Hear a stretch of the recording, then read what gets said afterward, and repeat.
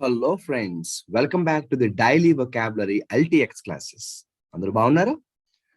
ఈ రోజు హిందూ పేపర్లోకి వెళ్ళి వొకాబులరీ డిస్కస్ స్టార్ట్ చేద్దామా? చేసే ముందు ఒక important happy news. Competitive exams prepare అయ్యే వారికి ఎల్టీఎక్స్ క్లాసెస్ వారు ఒక ఎక్స్క్లూజివ్ బ్యాచ్ ని స్టార్ట్ చేస్తున్నారు. దాని పేరే ఇంగ్లీష్ ఇన్ఫినిటీ. అంటే ఎవరైతే ఇంగ్లీష్ మీద ఎక్కువ ఫోకస్ పెట్టాలనుకుంటున్నారో, ఇంగ్లీష్ కి ఏదైనా సపరేట్ బ్యాచ్ ఉంటే బాగుంటుంది అని ఎవరైతే అనుకుంటున్నారో వారి కోసమే స్టార్ట్ చేస్తున్న బ్యాచ్. ఈ బ్యాచ్ పేరు ఇంగ్లీష్ ఇన్ఫినిటీ. అంటే వేరియస్ కాంపిటేటివ్ ఎగ్జామ్స్ కి ప్రిపేర్ అయ్యే స్టూడెంట్స్ కి ఇంగ్లీష్ ఇంకా బాగా ఇంప్రూవ్ చేసుకోవాలి అని అనుకున్న వారికి ఇది చాలా మంచి ఆపర్చునిటీ.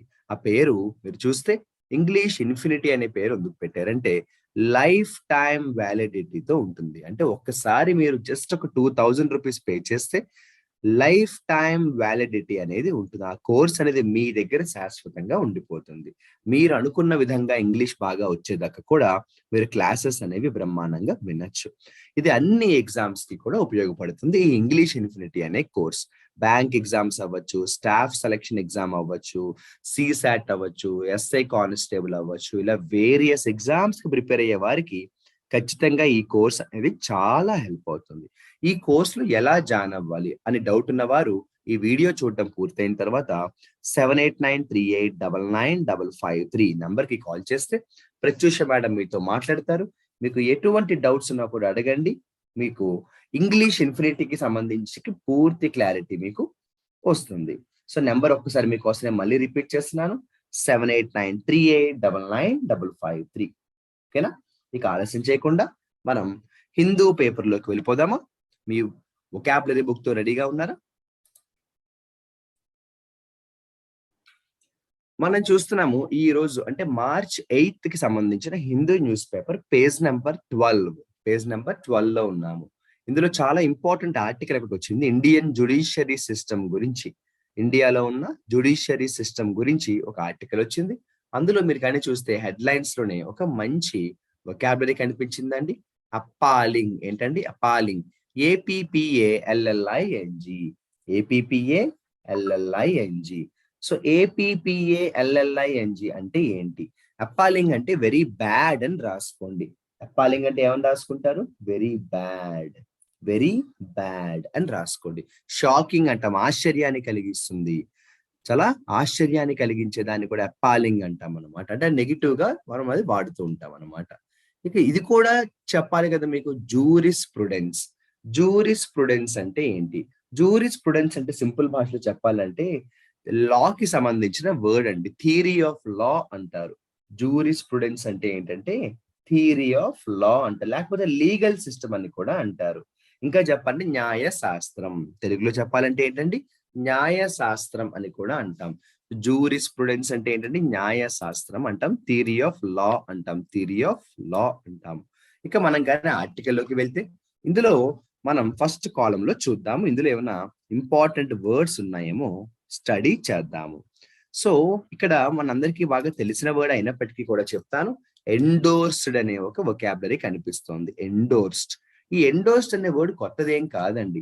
మనందరం కూడా చాలా కామన్ గా వాడుతుంటాం ఎండోర్స్డ్ అనే వర్డ్. ఎక్కడ వాడతామండి? పలానా సినిమా యాక్టర్ పలానా ప్రొడక్ట్ కి ఎండోర్స్ చేశారు అంటాం. సో ఎండోర్స్ చేశారు అంటే సపోర్ట్ అండి, అంతకంటే ఏం లేదు.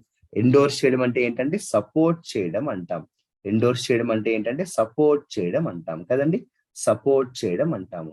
ఇక ప్రెసిడెంట్ అనే వర్డ్ కనిపించింది చూడండి. ప్రెసిడెంట్.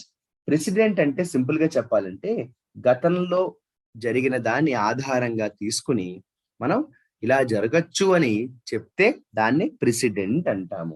అందుకే చూడండి ఏమన్నా డేంజరస్ ప్రెసిడెంట్ అన్నాడు అంటే ఇలా జరగచ్చు అని ఒక సంకేతం అనుకోండి. సో జలగేనంటే ప్రీ అంటే పాత కదండి, ఓల్డ్ కదా, ముందు కదా. సో ప్రెసిడెంట్ అని ఎప్పుడు అంటాము? అండ్ ఎర్లియర్ ఈవెంట్ అనమాట. అంటే ఆల్రెడీ గతంలో జరిగిపోయింది. దాని ఆధారంగా తీసుకుని మనం భవిష్యత్తుని అనాలిసిస్ చేస్తున్నాం అనమాట. ఇలా జరగచ్చు, ఇలా జరగచ్చు. చాలా సింపుల్ గా చెప్పనా ప్రెసిడెంట్ అంటే ఏంటో? ప్రెసిడెంట్ అంటే ఇండికేషన్ అని రాసుకోవచ్చు. లేదంటే ఒక రకంగా చెప్పాలంటే మోడల్ అని కూడా అంటాము. ప్రెసిడెంట్ అంటే ఇండికేషన్ రాసుకోవచ్చు, లేకపోతే మోడల్ అని కూడా అంటాం. మోడల్ అని కూడా అంటాం. ఇక మనం సెకండ్ పారాగ్రాఫ్ లో కానీ వచ్చినట్టయితే సెకండ్ పారాగ్రాఫ్ లో కూడా కొన్ని ఇంపార్టెంట్ వర్డ్స్ ఉన్నాయి. వాటిని మనం జాగ్రత్తగా స్టడీ చేద్దాము. ఒకసారి కానీ మీరు చూస్తే ఇక్కడ సెకండ్ పారాగ్రాఫ్ లో చూడండి, కాంటింజెన్సీ అనే ఒక వర్డ్ వచ్చింది. ఏంటండి? కాంటింజెన్సీ. ఇది ఎన్నో సార్లు మన ఎర్లియర్ వొకాబులరీ క్లాసెస్ లో కూడా మనం చెప్పుకున్నాం మై డియర్ ఫ్రెండ్స్. కాంటింజెన్సీ అంటే ఏంటో నేను చాలా సార్లు మీకు చెప్పాను. So what is meant by contingency? Contingency అంటే కూడా ఏంటంటే ఏ ఫ్యూచర్ ఈవెంట్, అంటే భవిష్యత్తులో ఇలా జరుగుతుంది కానీ ఖచ్చితంగా చెప్పలేము. సో కాంటింజెన్సీ అంటే ఏంటంటే ఫ్యూచర్ లో జరుగుతుంది అంటాం. కాంటింజెన్సీ అంటే ఫ్యూచర్ లో ఇలా జరుగుతుంది అంటాం, అంటే ఇలా జరగచ్చు అని చెప్తున్నాం, జరిగే అవకాశం ఉంది అంటున్నాం. ఇంగ్లీష్ లో ఏం రాసుకుంటారంటే కాంటింజెన్సీ అంటే something that could happen in the future. Something that could happen in the future. జరగచ్చు అని చెప్పాం అనుకోండి, దాన్ని ఏమంటామండి? కాంటింజెన్సీ అంటాం. ఓకేనా? ఇక తర్వాత సెంటెన్స్ లో మీరు కానీ చూస్తే ఇన్సైట్మెంట్ అనే ఒక వర్డ్ వచ్చింది. ఏ వర్డ్ వచ్చిందండి? ఇన్సైట్మెంట్. ఇన్సైట్మెంట్ అనే వర్డ్ వచ్చింది. ఇన్సైట్మెంట్ అంటే ఏంటో చెప్పమంటారా? రెచ్చగొట్టడం. సింపుల్ గా రాసుకోండి. ఇన్సైట్మెంట్ అంటే తప్పుడు ప్రవర్తనతో రెచ్చగొట్టుట. సో ప్రొవోక్ అని మనం మామూలు భాషలో కూడా అనుకుంటూ ఉంటాం కదండి. ప్రొవోక్ అని మనం చాలా కామన్ గా కూడా యూజ్ చేస్తూ ఉంటాం. సో ఇన్సైట్మెంట్ అన్న ప్రొవోక్ అన్నా కూడా ఒకటే అని గుర్తుపెట్టుకోండి, ఈజీగా ఉంటుంది. ఇన్సైట్మెంట్ అన్న ప్రొవోక్ అన్న ఒకటే అని గుర్తుపెట్టుకోండి, ఈజీగా ఉంటుంది. ఇదిగోండి ఈ లాస్ట్ పారాగ్రాఫ్ లో, అంటే ఈ ఫస్ట్ కాలం లో లాస్ట్ పారాగ్రాఫ్ లో రిపీట్ అయ్యి చూసారు అప్పాలింగ్ అనే వర్డ్. అప్పాలింగ్ అంటే ఏమన్నాను? వెరీ బ్యాడ్, వెరీ షాకింగ్ అన్నాను. జూరిస్ ప్రుడెన్స్ మళ్ళీ వచ్చింది, న్యాయశాస్త్రం. అంటే ఒకసారి చదువుకున్న వర్డ్ మనకి మళ్ళీ మళ్ళీ రిపీట్ అయింది అనుకోండి, అది చాలా హెల్ప్ అవుతుంది మనకి. మనం దాన్ని పదే పదే రివైజ్ చేసుకోవడం వల్ల అది మనకి ఇంకా బాగా గుర్తుంటుంది. ఓకేనా? ఇక మనం కానీ చూస్తే కర్టైల్డ్ అనే వర్డ్ వాడారు. కర్టైల్ అంటే స్టాప్ అండి.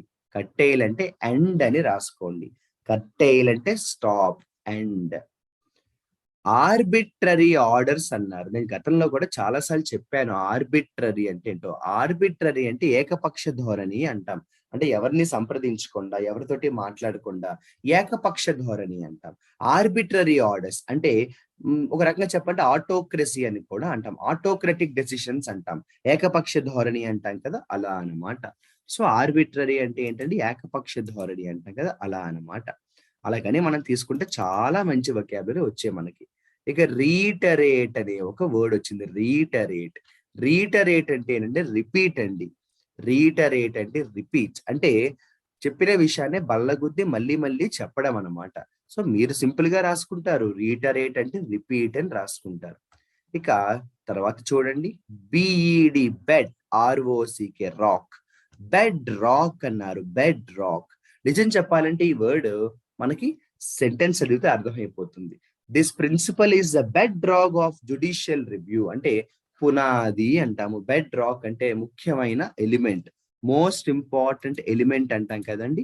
మోస్ట్ ఇంపార్టెంట్ ఎలిమెంట్ అంటాం కదా, దాన్నే మనం పునాది అంటాం. బెడ్ రాక్ అంటే ఏంటంటే very important point, very important area అంటాం. వెరీ ఇంపార్టెంట్ ఏరియా అంటాం. తర్వాత చాలా మంచి ఎక్స్ప్రెషన్ కనిపించింది. మనం దీన్ని ఫ్రేజల్ వర్బ్స్ లో కూడా చెప్తూ ఉంటాం. ఎక్కడ చెప్తామండి దీన్ని మనం? ఫ్రేజల్ వర్బ్స్ లో కూడా చెప్తాం. అట్ స్టేక్ అన్నాం. ఏమన్నామండి? అట్ స్టేక్ అన్నాం. అట్ స్టేక్ అంటే ఏంటో తెలుసా? రిస్క్ లో ఉంది అని చెప్తాం. సో అట్ స్టేక్ అంటే ఏంటండి? రిస్క్ లో ఉంది. అట్ స్టేక్ అంటే ఏంటంటే రిస్క్ లో పడిపోయింది అంటాం కదా, అలా అన్నమాట. సో అట్ స్టేక్ అంటే రిస్క్ లో ఉంది అంటాం. చాలా మంచి వర్డ్ కదండి ఇది. అట్ స్టేక్ అంటే ఏంటండి? రిస్క్ లో ఉంది అంటాం. రిస్క్ లో ఉంది అంటాం కదండి. ఇక మనం కడి తీసుకుంటే నెక్స్ట్ ఇంపార్టెంట్ వొకాబులరీ ఒకసారి స్టడీ చేద్దామండి. ఇక్కడ ఒకసారి ఎసర్టైన్డ్ అనే వర్డ్ వచ్చింది, జాగ్రత్తగా గమనించండి.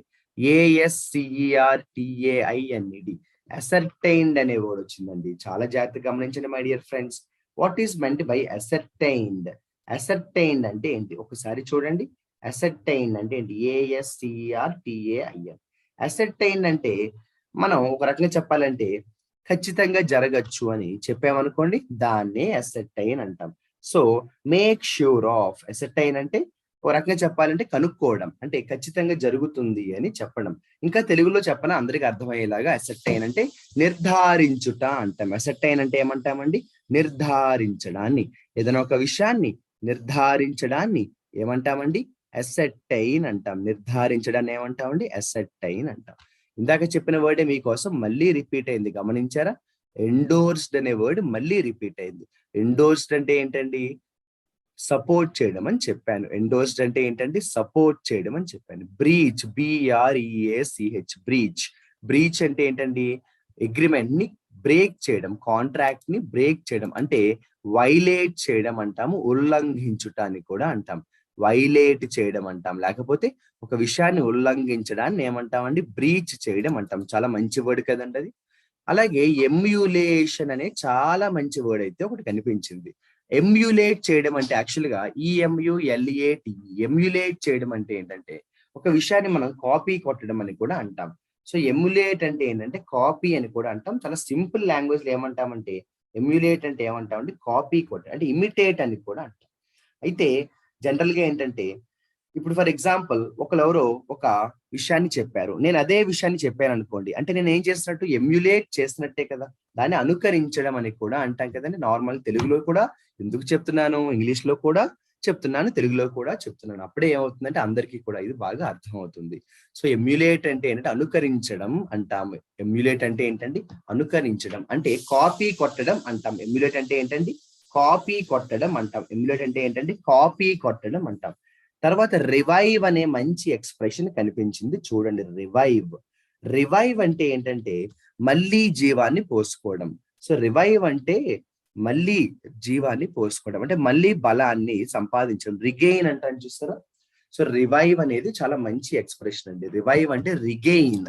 రిగెయిన్ అంటే ఏంటి? మళ్ళీ బలాన్ని సంపాదించుకోవడం అంటాం. మళ్ళీ బలాన్ని సంపాదించుకోవడాన్ని ఏమంటామంటే రిగెయిన్ అంటాం. రిగెయిన్ అంటే మళ్ళీ బలాన్ని సంపాదించుకోవడం అంటాం. తర్వాత discernible, DISCERNIBLE, DISCERNIBLE, discernible. Very very very important word my dear friends. అది DISCERNIBLE, డిసర్నబుల్. డిసర్నబుల్ అంటే ఏంటంటే స్పష్టంగా, అంటే విజిబుల్ అని రాసుకోండి, పోనీ ఈజీగా ఉంటుంది మీకు అర్థమయ్యేలాగా. డిసర్నబుల్ అంటే విజిబుల్ అని రాసుకోండి. స్పష్టంగా కనిపిస్తోంది అనుకోండి, అంటే దీన్ని తెలుగులో చెప్పనా? గుర్తించదగినది అంటాను చూసారా? డిజర్నబుల్ అంటే ఏంటో తెలుసా? గుర్తించదగినది. ఇట్ ఈస్ డిజర్నబుల్ అంటే నాకు కనిపిస్తోంది, ఇది నేను గుర్తుపట్టగలుగుతున్నాను. It is visible, it is clear, it is apparent, అలా అంటాం కదా. అవన్నీ కూడా డిజర్నబుల్ గా చెప్తాం. సో స్పష్టంగా కనిపిస్తోంది, క్లియర్ గా కనిపిస్తోంది అంటాను చూసారా అండి? అది చెప్పడానికి ఏమంటాం మనం? డిజర్నబుల్ అంటాం. అది చెప్పడానికి ఏమంటాం మనం? డిజర్నబుల్ అంటాం. డిజర్నబుల్ అంటాం. తర్వాత బ్లంట్లీ, BLUNTLY, బ్లంట్లీ అనే వర్డ్ వచ్చింది.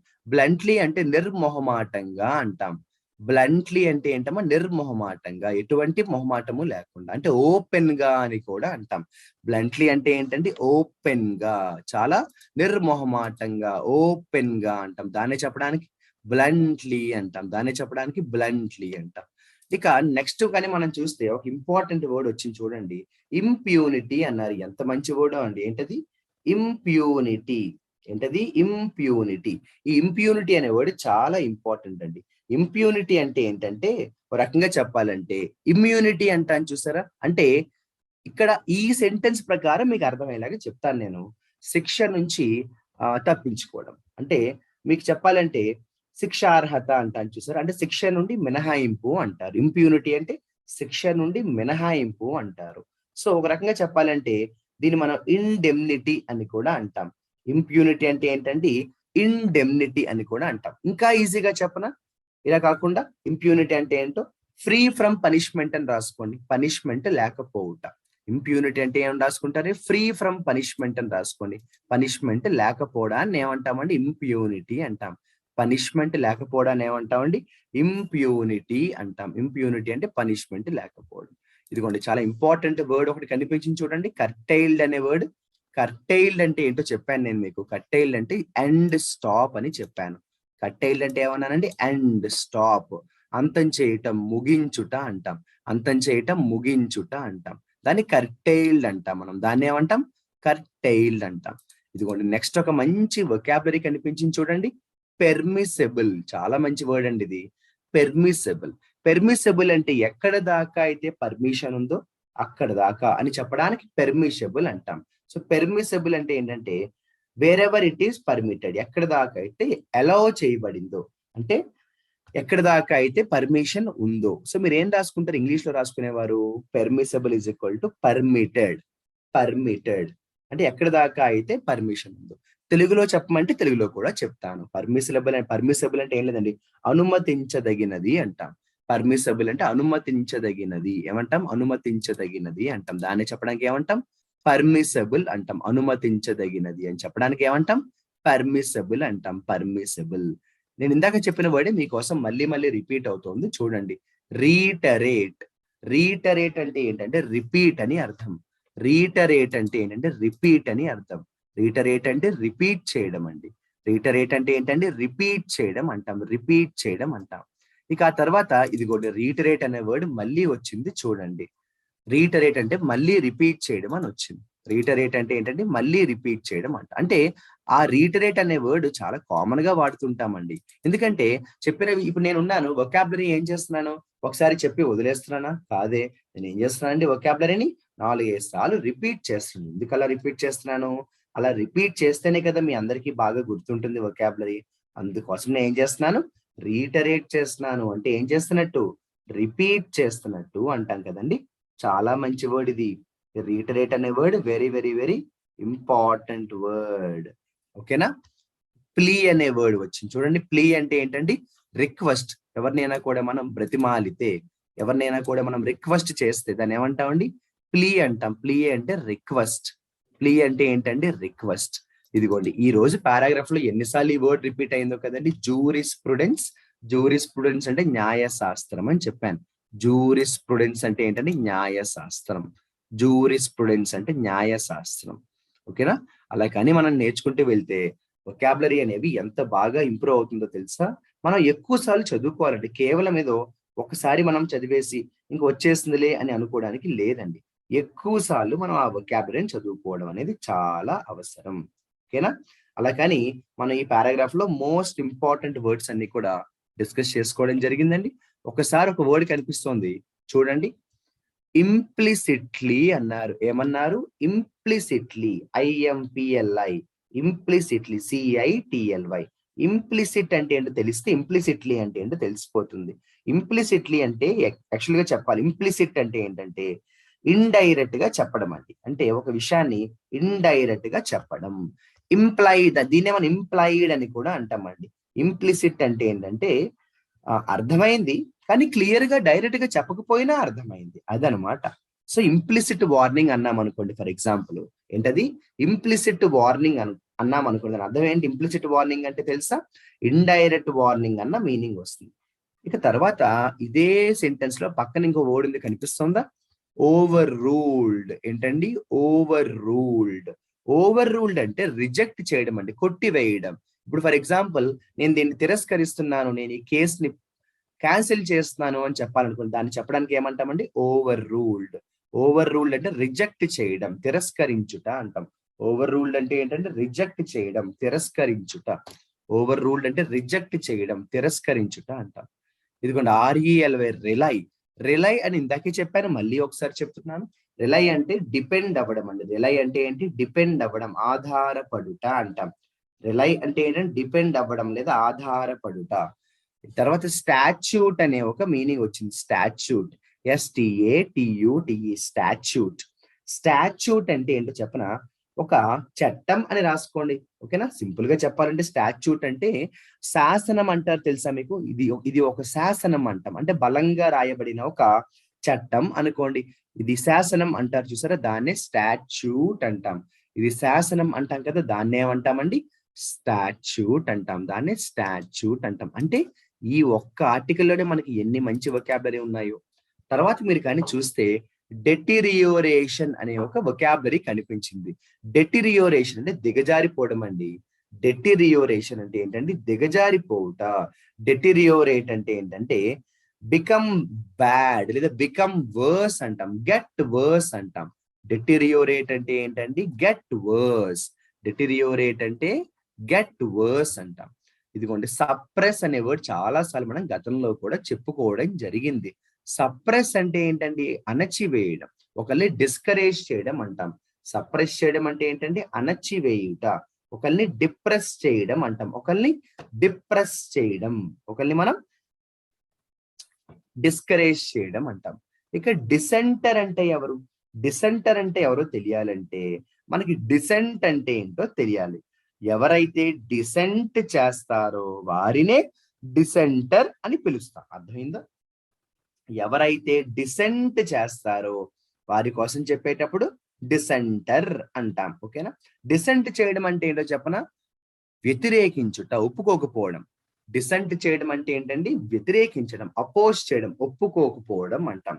డిసెంట్ చేయడం అంటే ఏంటి? వ్యతిరేకించడం, ఒప్పుకోకపోవడం అంటాం. ఒప్పుకోకపోవడం అంటాం. చూసారా ఎంత మంచి వర్డ్? అలా ఒప్పుకోకుండా ఎవరైతే వ్యతిరేకంగా ఉంటారో, ప్రొటెస్ట్ చేస్తారో వారిని డిసెంటర్ అంటాం. అంటే డిసెంటర్ అంటే ఎవరైతే డిసెంట్ చేస్తారో. ఇక నెక్స్ట్ అగ్రాండైజింగ్ అనే వర్డ్ వచ్చింది. అగ్రాండైజింగ్ అంటే ఇంక్రీజ్ ద పవర్. అధికారాన్ని కానీ ఆస్తిని కానీ పెంచడాన్ని అగ్రాండైజింగ్ అన్నాం.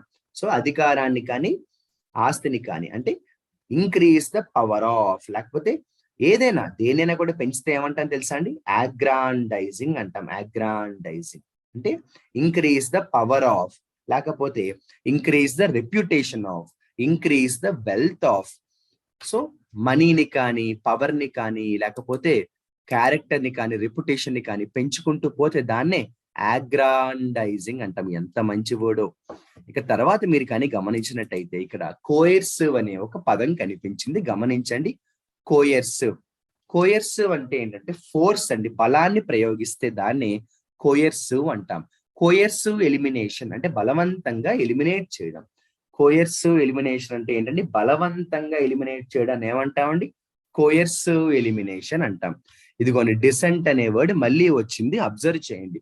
డిసెంట్ అంటే వ్యతిరేకించడం, అపోజ్ చేయడం. అలా వ్యతిరేకించడం లేదా అలా అపోజ్ చేసే వాళ్ళని ఏమంటామని చెప్పాను? డిసెంటర్ అంటాను. చూసారా? నెక్స్ట్ ఇక్కడ ఇంకొక మంచి వర్డ్ వచ్చింది చూడండి. ఎక్స్టర్మినేట్ అనే ఒక మంచి వర్డ్ వచ్చింది. ఎక్స్టర్మినేట్ అంటే ఆ పేరులోనే మీనింగ్ ఉంది కదండి. టెర్మినేట్ చేయడం అంటే పూర్తిగా నాశనం చేయడం. డిస్ట్రాయ్ కంప్లీట్లీ అని రాసుకోండి. ఎక్స్టర్మినేట్ అంటే డిస్ట్రాయ్ కంప్లీట్లీ. ఎక్స్టర్మినేట్ అంటే ఏంటంటే డిస్ట్రాయ్ కంప్లీట్లీ. ఎక్స్టర్మినేట్ అంటే ఏంటండి? పూర్తిగా నాశనం చేయడం. ఎక్స్టర్మినేట్ అంటే డిస్ట్రాయ్ కంప్లీట్లీ. ఎక్స్టర్మినేట్ అంటే డిస్ట్రాయ్ కంప్లీట్లీ, పూర్తిగా నాశనం చేయడం. ఎక్స్టర్మినేట్ అంటే పూర్తిగా నాశనం చేయడం. ఇక యునానిమిటీ అన్నారు. ఎంత బాగుందో వర్డ్ కదా, యునానిమిటీ. యునానిమిటీ అంటే ఒకే మాట మీద ఉండడం. మీరు ఎప్పుడైనా విన్నారా? ఎలక్షన్స్ టైంలో మనం అంటాం యునానిమస్ గా గెలిచారు అంటా అని, చూసారా? అలా యునానిమిటీ అంటే ఏంటంటే యూనిటీ అండి. చాలా సింపుల్ గా చెప్పాలంటే యునానిమిటీ అంటే అందరూ ఒకే మాట మీద ఉండడం. దాన్నే యూనిటీ అంటాం. దాన్ని ఏమంటాం మనం? యూనిటీ అంటాం. యూనిటీ అంటాం. ఓకేనా? దాన్ని మనం యూనిటీ అంటాం. ఇక తర్వాత చూడండి, పెర్పిచ్యుయేటింగ్ అనే వర్డ్ కనిపించింది. పెర్పిచ్యుయేటింగ్ లాస్ట్ వర్డ్ అండి. ఈ పారాగ్రాఫ్ లోనే కాదు, ఈ వీడియోలో కూడా నేను చెప్పబోయే ఆఖరి వర్డ్ ఇది. పెర్పిచ్యుయేటింగ్ అంటే ఏంటి? What is meant by perpetuating? Perpetuating అంటే ఏంటంటే మేక్ కంటిన్యూ అండి. అంటే ఆపకుండా కంటిన్యూ చేయడం. పెర్పిచ్యుయేటింగ్ అంటే మేక్ కంటిన్యూ అంటే ఆగకుండా, ఆపకుండా కంటిన్యూ చేయడాన్ని ఏమంటామంటే పెర్పిట్రేటింగ్, పెర్పిచ్యుయేటింగ్ అంటాం. పెర్పిచ్యుయేటింగ్ అంటే ఏంటంటే కంటిన్యూ అవ్వడం అండి. అంటే ఆపకుండా, లేదంటే దాన్ని పూర్తిగా తొలగించకుండా కంటిన్యూ చేయడం. ప్రిజర్వ్ చేయడం అని కూడా అంటాం. దాన్ని ఏమంటాం మనం? ప్రిజర్వ్ చేయడం అని కూడా అంటాం. పెర్పిచ్యుయేటింగ్ అంటే దాన్ని కూడా మనం ప్రిజర్వ్ చేయడం అని కూడా అంటాం అనమాట. చాలా మంచి వొకాబులరీ అండి ఇవన్నీ కూడా. అయితే ఈ రోజు నేను చాలా ఇంపార్టెంట్ వర్డ్స్ పేజ్ నెంబర్ 12 లో, అంటే భారతదేశ న్యాయ వ్యవస్థ, ఇండియన్ జురిస్ప్రుడెన్స్ అనే ఒక టాపిక్ గురించి చెప్పాను. నాకు నిజంగా ఈ ఆర్టికల్లో కంటెంట్ కూడా అద్భుతంగా ఉంది. మీరు కూడా చదవండి. నేను ఇప్పుడు ఈ ఆర్టికల్లో ఉన్న అన్ని వొకాబులరీ చెప్పేశాను. అంటే ఈ ఆర్టికల్లో మోస్ట్ ఇంపార్టెంట్ వొకాబులరీ అన్ని కవర్ చేశాను. కాబట్టి మీరు ఏం చేయొచ్చు, ఇప్పుడు ఈ వీడియో చూడడం పూర్తయిన తర్వాత ఈ రోజు ఏదో ఒక half an hour, 1 hour time allot చేసుకుని, ఈ ఆర్టికల్ పేజ్ నెంబర్ 12 లో ఉంది కాబట్టి ముందు నేను చెప్పిన వొకాబులరీ బాగా 4-5 సార్లు విని రాసుకుని చదవండి. వొకాబులరీ బాగా వచ్చేస్తాయి. అప్పుడు ఆర్టికల్ చదవండి. ఆర్టికల్ చదువుతుంటే మనకి మీనింగ్ అర్థమైపోతూ ఉంటుంది. అప్పుడు మనకే తెలిసిపోతుంది. హిందూ పేపరే కాదు, ఇంగ్లీష్ పేపర్ ఏదైనా కూడా ఆర్టికల్స్ అర్థమైపోవడానికి కారణం ఏంటంటే వొకాబులరీయే. ఇన్నేళ్ళు కూడా మనం చాలా మంది వొకాబులరీ తెలియకపోవడం వల్లే నాకు న్యూస్ పేపర్ చదవడం రావట్లేదు, నాకు అర్థం అవ్వట్లేదు, నాకు ఇంగ్లీష్ రావట్లేదు అని ఒక అపోహలో ఉండిపోతాం. కానీ ఎప్పుడైతే వొకాబులరీ వచ్చేస్తుందో ఆర్టికల్స్ పర్ఫెక్ట్ గా అర్థమవుతుంది. అయితే ఇంకో మాట కూడా చెప్తాను. ప్రతి సెంటెన్స్ అర్థం కాకపోవచ్చు. కొన్ని సెంటెన్స్ లో గ్రామర్ మన ఇబ్బంది పెడుతూ ఉంటుంది. అదేనా అంతే. చేయగా చేయగా ఏదైనా ఈజీ కదండి. మీరే చెప్పండి. ప్రాక్టీస్ చేస్తున్న కొద్దీ ఏది కష్టం, ఏదైనా ఈజీయే. నథింగ్ ఈజ్ ఇంపాసిబుల్ కదండి. ప్రాక్టీస్ చేస్తే ఏదైనా ఈజీ అవుతుంది. అయితే ఈ రోజు నేను ఈ ఆర్టికల్‌లో సుమారుగా 30 వర్డ్స్ 25-30 పదాలు చెప్పాను. అయితే మీకు ఈవేళ నేను ఎప్పటిలాగే ఏం చేస్తున్నాను, వీడియో చివరిలో 3 పదాలు నేను చెప్పి మిమ్మల్ని సెంటెన్స్ రాయమంటున్నాను కదా! ఈసారి అలా కాదండి. ఈసారి డిఫరెంట్‌గా చేద్దాము. నేను వర్డ్స్ మళ్ళీ రాయను. ఈ రోజుకి నేనిక్కడ వర్డ్స్ ఏవైతే చెప్పానో ఎప్పుడూ ఏం చేస్తాను, వీడియో చివరిలో రాస్తాను కదా! రాసి మళ్ళీ రివైజ్ చేస్తాను కదా! ఈవేళ అలా చెయ్యట్లేదు. మరి ఏం చేద్దాం సార్ అంటారా? నేను ఈ వీడియోలో చెప్పిన వర్డ్స్‌లో మీరే ఏం చేయాలో చెప్పనా? అన్ని వర్డ్స్ అవసరం లేదు కానీ, మీరు మీ సొంతంగా నేను ఈరోజు చెప్పిన వీడియోలో మీరే ఒక 5 వర్డ్స్ తీసుకోండి. మీరే మీకు నచ్చిన 5 పదాలు. నేను చెప్పడం కాదు కదా! మీకు కంఫర్టబుల్‌గా అనిపించాలి. నాకు నచ్చిన పదాలు మీకెందుకు చెప్పాలి? అది మీకు నచ్చాలి కదా! కాబట్టి మీరే మీకు నచ్చిన 5 వర్డ్స్ తీసుకోండి. నేను చెప్పిన వర్డ్స్‌లోంచే తీసుకోవాలి. వేరే వర్డ్స్ ఏమి కాదు. ఓకేనా? మీరే నేను ఈ వీడియోలో చెప్పిన వర్డ్స్‌లో ఒక 5 వర్డ్స్ తీసుకొని, ఆ 5 వర్డ్స్ తోటి ఒక్కొక్క వర్డ్‌తో ఒక్కొక్క ఎగ్జాంపుల్ రాసి కామెంట్ సెక్షన్‌లో పెట్టండి. మీ ఆన్సర్స్ కోసం నేను వెయిట్ చేస్తూ ఉంటాను. అంతేకాకుండా నిన్నటి వీడియో ఎండింగ్‌లో ఏవైతే 3 వర్డ్స్ ఇచ్చానో వాటితో కూడా చాలా మంది ఎగ్జాంపుల్స్ రాసి పంపారు.